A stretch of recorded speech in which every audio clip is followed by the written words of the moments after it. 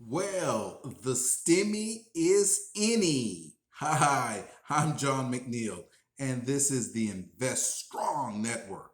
Welcome. So I wake up this morning being the 24th of March, 2001, check the old online bank account, and yes, like magic, $1,400 has appeared, courtesy of the Biden administration by way of the Dems in Congress. All right. Okay, all is good. Well, not exactly. Let me tell you why. Okay, to explain the deep concerns that I have about the bigger picture, we'll have to take a trip down memory lane. So let's do that now. Let's go back to 2001, early in the year. So the Clinton administration is winding down. The nation has roughly an $11 trillion economy, has about $5.5 trillion in debt. Well, and in fact, the Clinton administration, along with the Republicans in Congress, had actually spun off surpluses for the previous several fiscal years. Economic growth was pretty strong, interest rates were low, everything was good, right? Okay, so in comes George W. Bush's administration. So Mr. Bush and the Republicans in Congress decide, well, hey, these surpluses, why are we running these surpluses? No, see, the American people actually deserve a refund on their tax money. So let's cut taxes and let's refund them $300 or so, as a show of good faith, right? Okay. Then comes the September 11th attacks that were augmented by the dot-com bust. And all of a sudden, the nation is in crisis, deeply in crisis. The Bush administration then launches on this rather substantial war in Afghanistan, and the budget deficit begins to grow dramatically. Let's go now to 2003.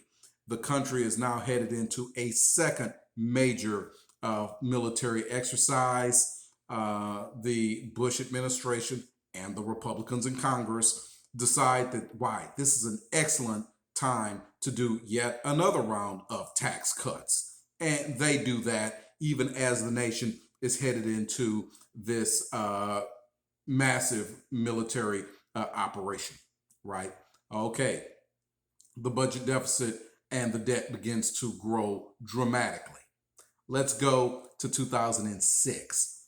Okay, still have these two very substantial military operations going on overseas, and the nation has just taken a wallop from natural disasters in 2004 and again in 2005, and now the economy is beginning to slow. The Bush administration and the Republicans in Congress decide that yes, this is an opportunity for yet another stimulus program. Let's cut taxes. Let's refund, send another round of refund checks. Let's do it all over again.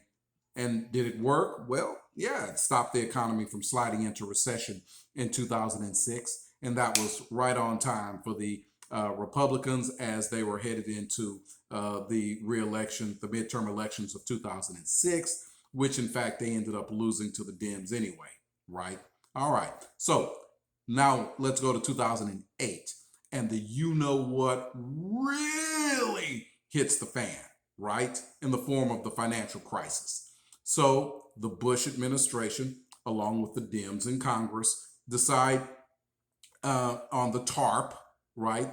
That was over $800 billion that was designed to staunch the flow of blood from the financial sector to basically keep solvent many of the banks and lending institutions that allow our economy to operate.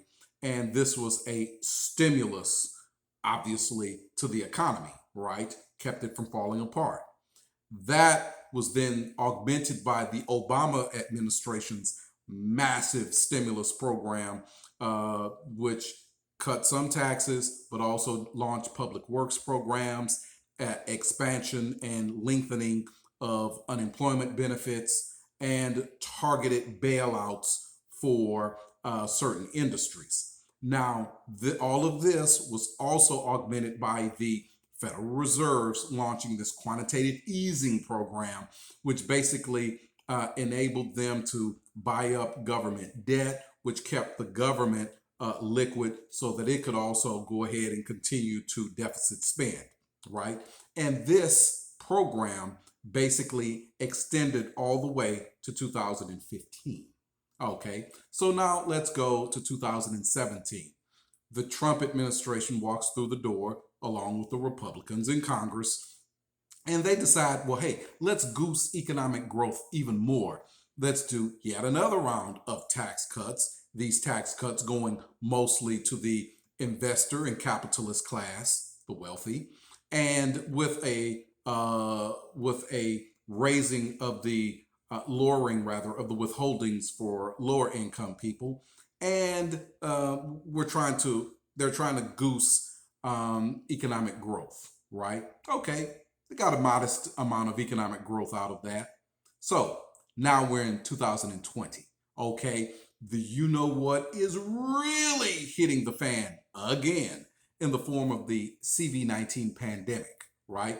The Trump administration, along with the Dems in Congress, passed the first round of economic stimulus in March of 2020, along with the Federal Reserve launching on a massive campaign of quantitative easing and also buying the debt of companies and industries that were in peril, thus trying to keep the economy afloat through the teeth of the CV-19 pandemic.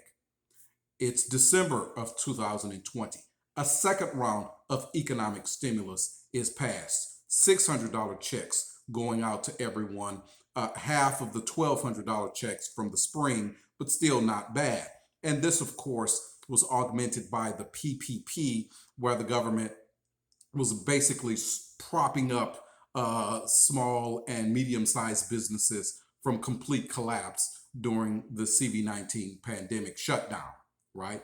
And here we are today with the massive $1.9 trillion stimulus slash healthcare reform slash unemployment benefits expansion of the Biden administration and the Dems in Congress. Now, the infrastructure proposal, which is coming soon, that may actually rival in size the stimulus that was just passed.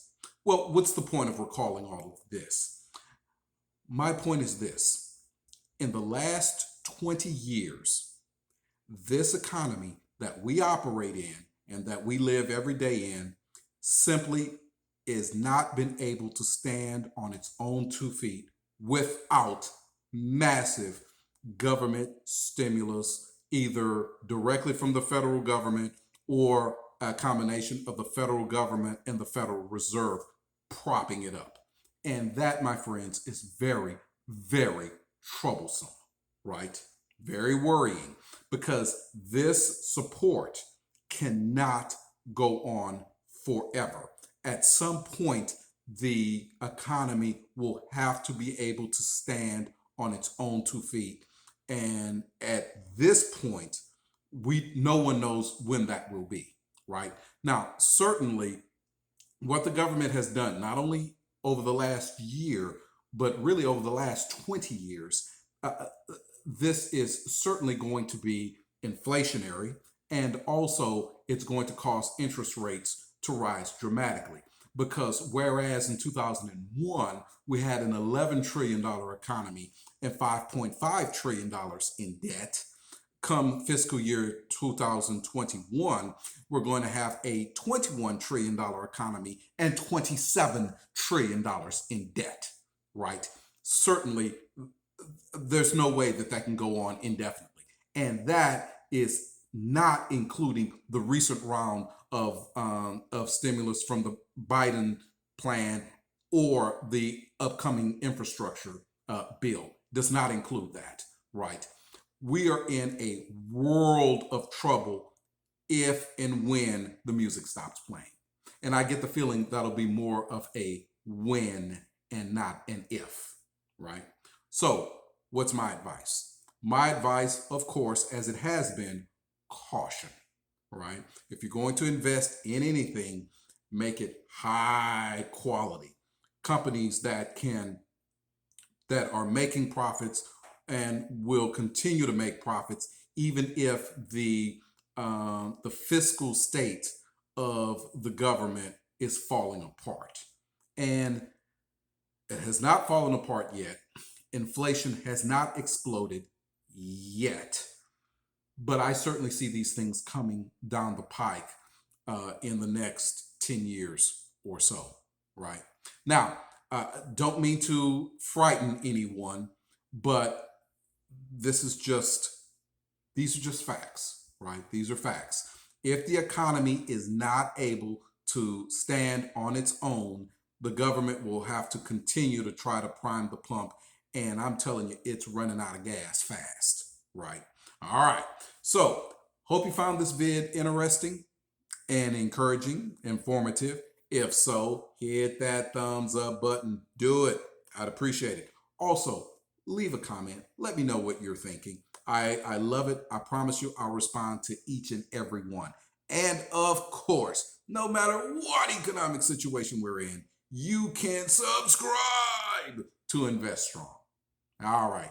Thank you so much, friends, and good blessings.